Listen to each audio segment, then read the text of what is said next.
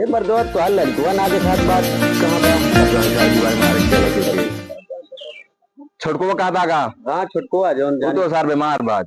तबीयत खराब बा। हाँ हाँ ले मर्दे चला देखी तो। अरे यार तू तो गोरु डॉक्टर है। अरे चला देख ले का बात हो। लखे ना तुम लगाओ बढ़ गई सुई। मर्दे डॉक्टर को ना दिखा रहे हैं इनको कुछ। अरे यार दिखावत है यार 3 दिन से बीमार चला पड़ा है।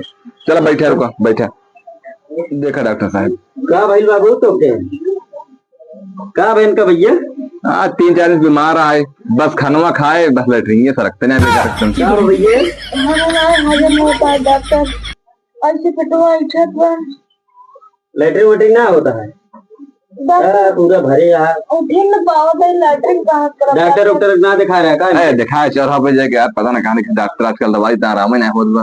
क्या मर्दो हमके बताओ हम छोटी मोटी बीमारी तो नहीं ठीक कर देते गोरू डॉक्टर है तो काम नहीं ना कह सकते।